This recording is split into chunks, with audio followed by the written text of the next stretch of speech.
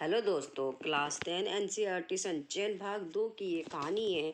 इस कहानी का नाम है टोपी शुक्ला और इसके जो लेखक हैं वो हैं राय मासूम राजा। आइए कहानी शुरू करते हैं। इरफान के बारे में जो कुछ जान लेना इसीलिए ज़रूरी है कि इरफान टोपी का पहला दोस्त था। इस इरफान को टोपी ने सदा इरफान कहा। इरफान ने इसका बुरा माना, परंतु वह इरफान पुकारने पर बोलता रहा। इसे बोलते रहने में उसकी बड़ाई थी। यह नामों का चक्कर भी अजीब होता है। उर्दू और हिंदी एक ही भाषा। हिंदी के दो नाम हैं, परंतु आप खुद देख लीजिए कि नाम बदल जाने से कैसे कैसे घपले हो रहे हैं। नाम किशन हो तो उसी के अवतार कहते हैं और मोहम्मद हो तो पैगाम्बर। नामों के चक्कर में पड़ कर लोग यह भूल गए कि दोनों ही दूध देने वाले जानवर चराया करते थे। दोनों ही पशुपति गोवर्धन और ब्रज कुमार थे। इसीलिए तो कहता हूँ कि टोपी के बिना इरफान और इरफान के बिना टोपी न केवल यह कि अधूरे हैं बल्कि बेमानी हैं। इसलिए इरफान के घर चलना ज़रूरी है। यह देखना ज़रूरी है कि उसकी आत्मा के आंगन में कैसी हवाएं चल रही हैं और परंपराओं के पेड़ पर कैसे फल आ रहे हैं। इरफान को की कहानी तो बहुत लंबी है, परंतु हम लोग टोपी की कहानी कह सुन रहे हैं। इसलिए मैं इरफान की पूरी कहानी नहीं सुनाऊंगा, बल्कि केवल उतनी ही सुनाऊंगा जितनी टोपी की कहानी के लिए ज़रूरी है। मैंने इसे ज़रूरी जाना कि इरफान के बारे में आपको कुछ बता दूं, क्योंकि इरफान आपको इस कहानी में जगह जगह दिखाई देगा। ना टोपी इरफान की परछाई है और ना ही इरफान टोपी की। ये दोनों तो आज़ाद व्यक्ति हैं। इन दोनों व्यक्तियों का डेवलपमेंट एक दूसरे से आज़ाद तौर पर हुआ। इन दोनों को दो तरह के घरेलू परंपराएं मिली। इन दोनों ने जीवन के बारे में अलग अलग सोचा। फिर तो भी इरफान टोपी की कहानी का एक अटूट हिस्सा है। यह बात बहुत महत्वपूर्ण है कि इरफान टोपी की कहानी का एक अटूट हिस्सा है। मैं हिंदू मुस्लिम भाई भाई की बात नहीं कर रहा हूँ। मैं ये बेवकूफ़ी क्यों करूँ? क्या मैं रोज़ अपने बड़े छोटे भाई से यह कहता हूँ कि हम दोनों भाई भाई हैं?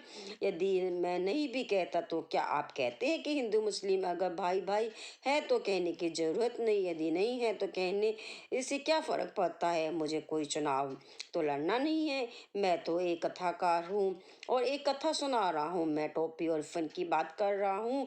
ये इस कहानी के दो चरित्र हैं। एक का नाम बलभद्र नारायण शुक्ला और दूसरे का नाम सैयद जरगाम मुर्तजा। एक को टोपी कहा गया, दूसरे को इरफान। इरफान के दादा और परदादा बहुत प्रसिद्ध मौलवी थे। काफिरों के देश में पैदा हुए, काफिरों के देश में मरे, परंतु वसीयत करके मरे की लाश करबला ले जाई जाए। उनकी आत्मा ने इस देश के में एक सांस तक ना ली। उस खानदान में जो पहला हिंदुस्तानी बच्चा पैदा हुआ वह बढ़कर इरफान का बाप हुआ। जब इरफान के पिता सैयद मुर्तजा हुसैन मरे तो उन्होंने यह वसीयत नहीं की कि उनकी तलाश करबला ले जाई जाए। वे एक हिंदुस्तानी कब्रिस्तान में दफन किए गए।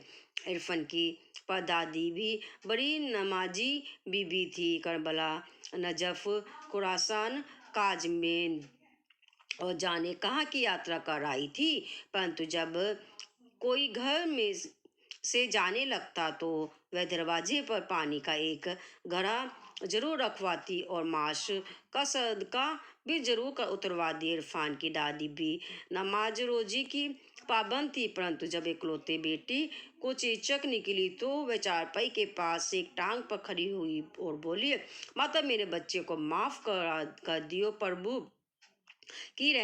पूरब की रहने वाली थी। नौ या 10 बरस की थी जब ब्याह कर लखनऊ आई, परंतु जब तक जिंदा रही पूर्वी बोलती रही। लखनऊ की उर्दू ससुराली थी। वह तो मायके की भाषा को गले लगाए रही, क्योंकि इस भाषा के सिवा इधर उधर कोई ऐसा नहीं था जो उनके दिल की बात समझता। जब बेटे की शादी के दिन आए तो गाने बजाने के लिए उनका दिल फरका, परंतु मौलवी के घर गाना बजाना भला कैसे हो सकता था? बेचारी दिल महसूस कर रह गई। हाँ, इरफान की छठी पर उन्होंने जी भरकर जश्न मना लिया। बात यह थी कि इरफान अपने दादा के मरने के बाद पैदा हुआ था। मर्दों औरतों के इस फर्क को ध्यान में रखना जरूरी है। क्योंकि इस बात को ध्यान में रखे बगैर इफ़न की आत्मा नाक नक्शा समझ में नहीं आ सकता। इफ़न की दादी किसी मौलवी की बेटी नहीं थी, बल्कि एक जमींदार की बेटी थी। दूध घी खाती हुई आई थी, परंतु लखनऊ आकर वह उस दही के लिए तरस रही थी जो घी पिलाई वे काली हड्डियों में असमाइयों के यहाँ से आया करता था। बस मायके जाती तो लपर शपर जी भर के खा लेती। लखनऊ आते ही उन्हें फिर मौलवीन बन जाना पड़ता। अपने मियाँ से उन्हें यही तो एक शिकायत थी कि वे वक्त देखे ना मौका बस मौलवी ही बन रहते हैं। ससुराल में उनकी आत्मा सदा बेचैन रही। जब मरने लगी तो बेटे ने पूछा कि लाश करबला जाएगी या नजफ तो बिगड़ गई। बोली, ए बेटा जरून तू से हमें हमारी लाश न संभाली जाए तो हमारे घर भेज दियो। मौत सिर पर थी, इसीलिए उन्हें ये याद नहीं रह गया कि अब घर कहाँ है। घर वाले कराची में है और घर कसेडियन का हो चुका है। मरते वक्त किसी को भी ऐसी छोटी छोटी बातें भला कैसे याद रह सकती हैं। उस वक्त तो मनुष्य अपने सबसे ज्यादा खूबसूरत सपने देखता है। यह कथा का ख्याल है, क्योंकि यह वह अभी तक मरा नहीं है। इफ़न की दादी को भी अपना घर याद आया। उस घर का नाम कच्ची हवेली था। कच्ची इसीलिए कि वह मिट्टी की बनी थी। उन्हें दशहरी आम का वह बीजू पेड़ याद आया जो उन्होंने अपने हाथ से उगाया लगाया था और जो उन्हीं की तरह बुरा हो चुका था। ऐसी ही छोटी छोटी और मीठी मीठी बेशुमार चीजें याद आई। वे इन चीजों को छोड़कर भला करबला या नजर कैसे जा सकती थी। वह बनारस के फतेहाबाद में दफन की गई, क्योंकि मुर्तजा हुसैन की पोस्टिंग उन दिनों वही थी। इफ़न स्कूल गया हुआ था। नौकर ने आकर खबर दी कि बीबी का देहांत हो गया। इफ़न की, की दादी बीबी कही जाती थी। इफ़न तब चौथे में पढ़ता था और टोपी उसकी मुलाकात हो चुकी थी। इफ़न को अपनी दादी से बड़ा प्यार था। प्यार तो उसे अपने अब्बू, अपनी अम्मी, अपनी बाजी और छोटी बहन नुजहत से भी था, परंतु दादी से वह जरा ज़्यादा प्यार करा करता था।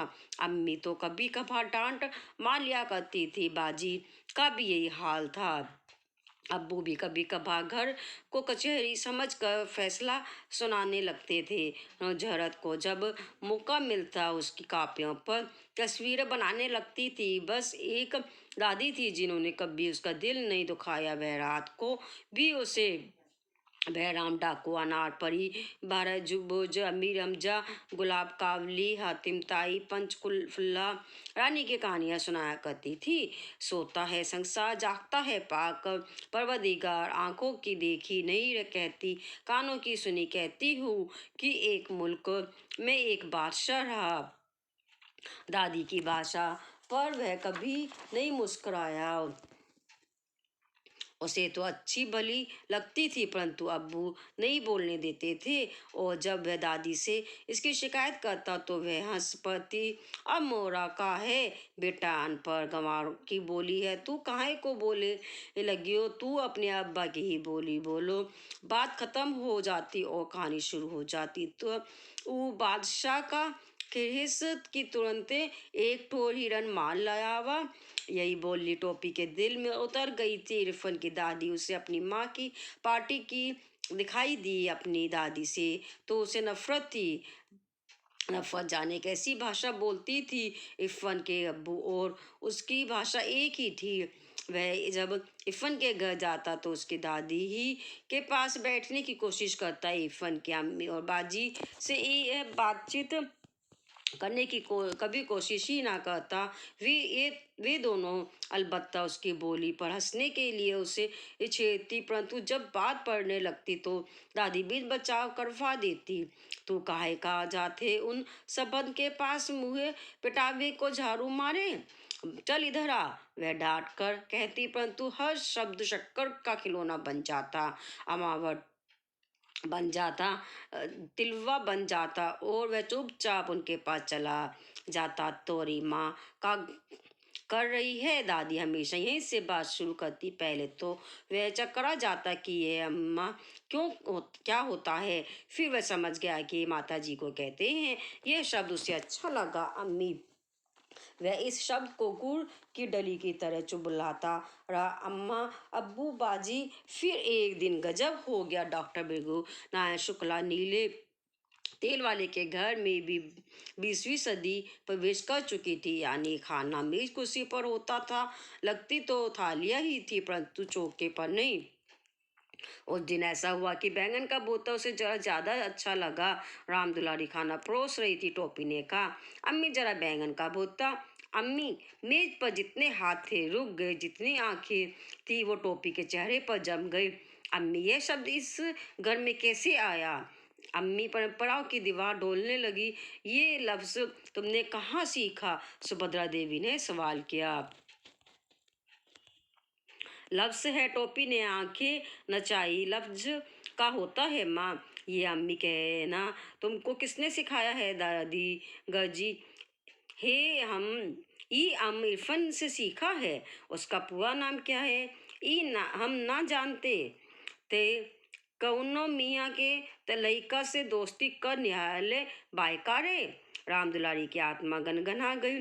बहू, तुमसे कितनी बार कहूँ कि मेरे सामने गंवारों की यह जबान ना बोला करो। सुभद्रा देवी राम दुलारी पर बरस पड़ी। लड़ाई का मोर्चा बदल गया। दूसरी लड़ाई के दिन थे। इसलिए जब डॉक्टर भृगु नारायण नीले तेल वाले को यह बता चला कि टोपी ने कलेक्टर साहब के लड़के से दोस्ती गांठ ली है, तो वह अपना गुस्सा पी गए और तीसरे ही दिन कपड़े और शक्कर की के परमिट ले आए। परंतु उस दिन टोपी की बड़ी दुर्गति बनी। सुभद्रा देवी तो उसी वक्त खाने की मेज से उठी और राम दुलारी ने टोपी को फिर बहुत मारा। ते फिर जाइबे बोकरा घरे? हाँ। अरे तोहरा हाँ में लुकरारा आगे माटी मिलो। राम दुलारी माते माते थक गई। परंतु टोपी ने यह नहीं कहा कि वह इरफन के घर नहीं जाएगा। मुन्नी बाबू के और भैरव उसकी पिटाई कुटाई का तमाशा देखते रहे। हम एक दिन एको रहीम कबाब जी के दुकान पर कबाबों खाते देखा रहा। मुन्नी बाबू ने टुकड़ा लगाया कबाब। राम राम राम। राम दुलारी गिन्ना के 2 कदम पीछे हट गई। टोपी मुन्नी की तरफ देखने लगा, क्योंकि असलियत यह थी कि टोपी ने मुन्नी बाबू को कबाब खाते देख लिया था और मुन्नी बाबू ने उसे एक अन्य रिश्वत की दी थी। टोपी को यह मालूम था कि, परंतु वह चुगलखोर नहीं था। उसने अब तक मुन्नी बाबू की कोई बात इरफन के सिवा किसी को भी नहीं बताई थी। तू हमें बाप खाते देखो रही हो ना देखो रहा हो दिन? मुन्नी बाबू ने कहा। तुमने उसी दिन क्यों नहीं बताया? सुभद्रा देवी ने सवाल किया। झूठा है दादी, टोपी ने कहा। उस दिन टोपी बहुत उदास रहा। वह अभी इतना बड़ा नहीं हुआ था कि झूठ और सच के किस्से में पड़ता। और सच्ची बात तो यह है कि वह इतना बड़ा कभी नहीं हो सकता। उस दिन तो वह इतना पिट गया था कि उसका सारा बदन दुख रहा था। वह बस लगातार एक ही बात सोचता रहा कि अगर एक दिन के वास्ते वह मुन्नी बाबू से बड़ा हो जाता तो समझ लेता उनसे। परंतु मुन्नी बाबू से बड़ा हो जाना उसके बस में तो था नहीं। वह मुन्नी बाबू से छोटा पैदा हुआ था और उनसे छोटा ही रहा। दूसरे दिन वह जब स्कूल में इरफन से मिला तो उसने उसे सारी बातें बता दी। दोनों जुगर फिया का घंटा छोड़कर सड़क गए। पंचम की दुकान से फल ने अकेले खरीदे। बात यह थी कि टोपी फल के अलावा और किसी चीज को हाथ नहीं लगाता था। ऐसा नहीं हो सकता था कि हम लोग दादी बदल लें। टोपी ने कहा, तोरी दादी हमरे घर आ जाए और हमारी तोरे घर चली जाए। हमारी दादी तब बोलियो तू ही लोगन को बोल थी यह नहीं हो सकता। इरफन ने कहा, अब्बू यह बात नहीं मानेंगे और मुझे कहानी कौन सुनाएगा? तुम्हारी दादी को 12 बुर्ज की कहानी आती है। तू हमें एक हो दादियों ना दे सकते हो। टोपी ने खुद अपने दिल के टूटने की आवाज़ सुनी। जो मेरी दादी है वह मेरे अब्बू की अम्मा भी तो है, इरफान ने कहा। यह बात टोपी के समझ में आ गई। तुम्हारी दादी मेरी दादी की तरह बुरी होगी? हाँ। तो फिर कर ना करो, इरफान ने कहा। मेरी दादी कहती है कि बुरे लोग मर जाते हैं। हमारी दादी ना मरियो मरेगी कैसे नहीं? क्या मेरी दादी झूठी है? ठीक उसी वक्त नौकर आया और पता चला कि इरफान की दादी मर गई। इरफान चला गया, टोपी अकेला रह गया। वह मुंह लटकाए कुछ जिमें जिम में चला गया। बूढ़ा चपरासी एक तरफ बैठा बीड़ी पी रहा था। वह एक कोने में बैठकर रोने लगा। शाम को वह इरफान के घर गया तो वह सन्नाटा था। घर भरा हुआ था। रोज जितने लोग हुआ करते थे उससे ज्यादा ही लोग थे, परंतु एक दादी ने ना होने से उस टोपी के लिए घर खाली हो चुका था, जबकि उसे दादी का नाम तक नहीं मालूम था। उसने दादी के हजार कहने के बाद भी उनके हाथ की कोई चीज नहीं खाई थी। प्रेम इन बातों का पाबंद नहीं होता। टोपी और दादी में एक जैसा ही संबंध हो चुका था। इरफान के दादा जीवित होते तो वह भी इस संबंध को बिल्कुल उसी तरह न समझ पाते जैसे टोपी के घर वाले न समझ पाए थे। दोनों अलग अलग अधूरे थे। एक ने दूसरे को पूरा कर दिया था। दोनों प्यासे थे। एक ने दूसरे की प्यास बुझा दी थी। दोनों अपने घरों में अजनबी और बड़े घर में अकेले थे। दोनों ने एक दूसरे का अकेलापन मिटा दिया था। एक 72 बरस की थी और दूसरा 8 साल का था। तोरी दादी की जगह हमारी दादी मर गई होती तो ठीक ब्याह होता। टोपी ने इरफान को पोसा दिया। इरफान ने कोई जवाब नहीं दिया। उसे इस बात का जवाब आता ही नहीं था। दोनों दोस्त चुपचाप होने लगे। टोपी ने 10 अक्टूबर सन 45 में को कसम खाई कि अब वह किसी ऐसे लड़के से दोस्ती नहीं करेगा जिसका बाप ऐसी नौकरी करता हो जिसमें बदली होती रहती है। 10 अक्टूबर सन 45 का यूं तो कोई मैं तो नहीं, परंतु टोपी के आत्मविश्वास में इस तारीख का बहुत महत्व है, क्योंकि इसी तारीख को इरफान के पिता बदली पर मुरादाबाद चले गए। इरफान की दादी के मरने के थोड़े ही दिनों के बाद यह तबादला हुआ था। इसलिए टोपी और अकेला हो गया, क्योंकि दूसरे कलेक्टर ठाकुर हरिनाम सिंह के 3 लड़कों में से कोई उसका दोस्त न बन सका। डब्बू बहुत छोटा था और बिल्लू बहुत बड़ा था। गुड्डू था तो बराबर का, परंतु केवल अंग्रेजी बोलता था। और यह बात भी थी कि उन दो तीनों को इसका एहसास था कि वे कलेक्टर के बेटे हैं। किसी ने टोपी को मुंह नहीं लगाया। माली और चपरासी टोपी को पहचानते थे, इसलिए वे बंगले में चला गया। बीलू, गुड्डू और डब्बू उस समय क्रिकेट खेल रहे थे। डब्बू ने हिट किया। गेंद सीधी टोपी के मुंह पर आई। उसने घबरा कर हाथ उठाया। गेंद उसके हाथों में आ गई। हाउस डेड हेड माली अंपायर था। उसने उंगली उठा दी। वह बेचारा केवल यह समझ सका कि जब हाउस डेड का शोर हो तो उसे उंगली उठा देनी चाहिए। Who are you? डब्बू ने सवाल किया। बलभद्र नारायण, टोपी ने जवाब दिया। Who is your father? यह सवाल गुड्डू ने किया। भृगु नारायण। ए बिल्लू ने अंपायर को आवाज दी। ई भृगु नारायण कौन है? Any of our chaprasis? नाही साहब, अंपायर ने कहा। शहर के मशहूर दागदर हैं। You mean doctor? डब्बू ने सवाल किया। Yes sir. हेड माली को इतनी अंग्रेजी आ गई थी। But he looks so clumsy, Billu बोला। ए टोपी अकर गया। तनी जबनिया संभाल के बोलो। एक थप्पड़ में नाचे लिगियो हो यूं?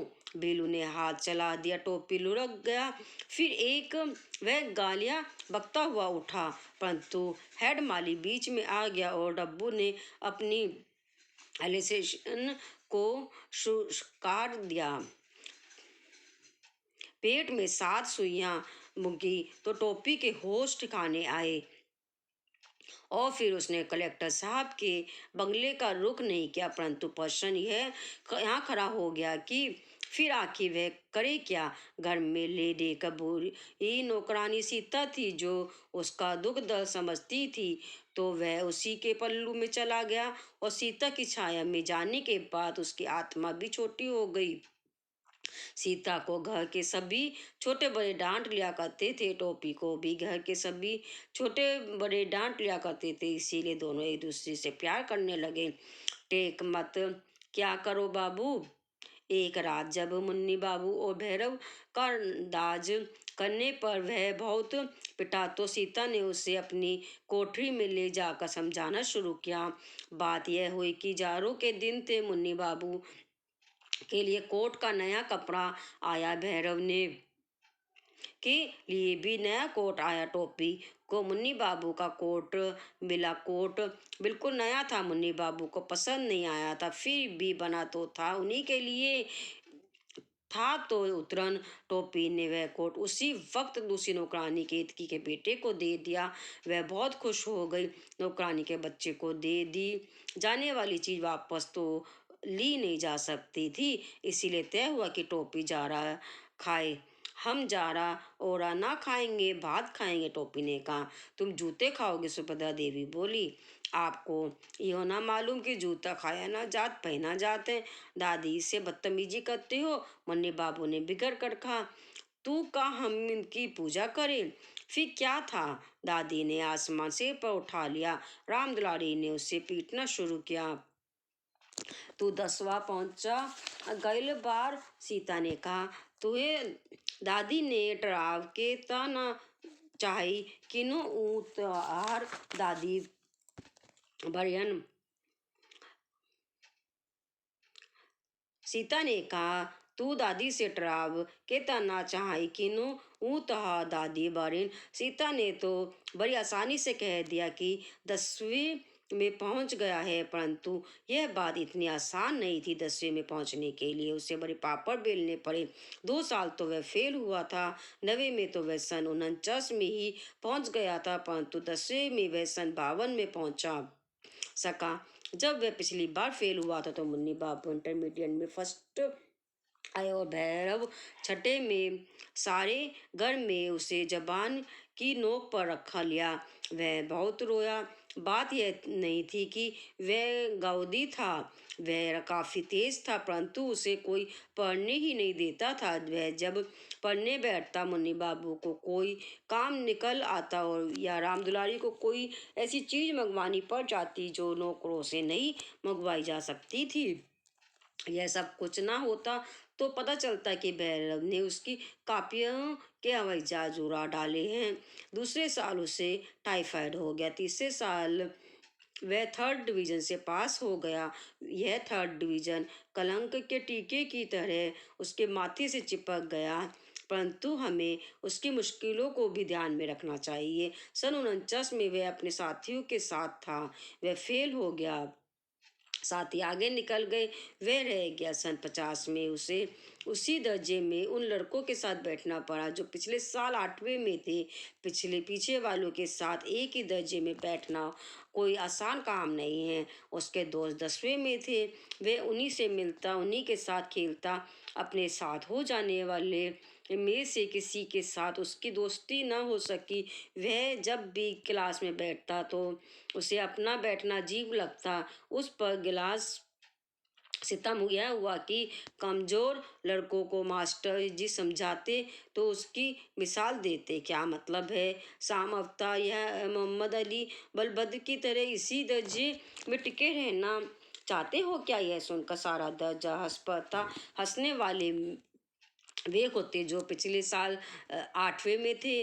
वह किसी न किसी तरह इस साल को झेल गया, परंतु जब सन 51 में भी उसे 9वें दर्जे में ही बैठना पड़ा तो वह बिल्कुल गीली मिट्टी का लोंदा हो गया, क्योंकि अब तो 10वें में भी कोई उसका दोस्त नहीं रह गया था। 8वें वाले 10वें में थे, 7वें वाले उसके साथ, उसके बीच में वह अच्छा खासा बुरा दिखाई देता था। वह अपने भरे पूरे घर ही की तरह अपने स्कूल में भी अकेला हो गया था। मास्टरों ने उसका नोटिस लेना बिल्कुल ही छोड़ दिया था। कोई सवाल किया जाता तो जवाब देने के लिए वह भी हाथ उठाता, तो कोई मास्टर उससे ना पूछता। परंतु जब उसका हाथ उठता ही रहा तो एक दिन अंग्रेजी साहित्य के मास्टर साहब ने कहा, 3 बरस से यही किताब पढ़ रही हो, तुम्हें तो सारी जवाब जबानी याद हो गए होंगे। इन लड़कों को अगले साल हाई स्कूल का इम्तिहान देना है, तुमसे 5 साल पूछ लूंगा। टोपी इतना शर्माया कि उसके काले रंग पर लाली दौड़ गई, और जब तमाम बच्चे खिलखिलाकर हंस पड़े तो वह बिल्कुल मर गया।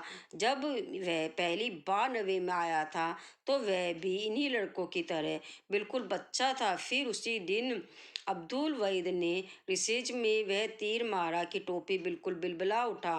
वहीद क्लास का सबसे तेज लड़का था, मॉनिटर भी था, और सबसे बड़ी बात यह थी कि वह लाल तेल वाले डॉक्टर शरफुद्दीन का बेटा था। उसने कहा, बलभद्र अबे, ये तो हम लोगन में आ का गुस्ता है। एडत वालन से दोस्ती कर, हम लोग तो निकल जाएंगे, बाकी तुहे ता उन्हीं संगन बन के साथ रहे हो हुआ। यह बात टोपी के दिल को के आर पार हो गई, और उसने कसम खाई कि टाइफाइड हो या टाइफाइड का बाप, उसे पास होना है। परंतु बीच में चुनाव आ गए। डॉक्टर बिंगो नारायण नीले तेल वाले खड़े हो गए, और जिस घर में कोई चुनाव के लिए खड़ा हो गया उसमें कोई पढ़ लिख कैसे सकता है। वह तो जब डॉक्टर साहब को की जमानत जब्त हो गई तब घर में जरा सन्नाटा हुआ, और टोपी ने देखा कि इम्तिहान सिर पर खड़ा है। वह पढ़ाई में जुट गया, परंतु ऐसे वातावरण में क्या कोई पढ़ सकता है, इसीलिए उसका पास ही हो जाना बहुत था। वाह वाह, दादी बोली, भगवान नजरे बंद से बचाए। दफ्तर अच्छी है, तीसरे बरस तीसरे दर्जे में पास तो हो गए। ये थी कहानी हमारी, जिसका नाम था टोपी शुक्ला, और जिसकी जो राइटर थे, लेखक थे, वो थे राही मासूम रजा। के हिंदी भाग 2 संचयन की ये हमारी कहानी थी, जिसका नाम था टोपी शुक्ला।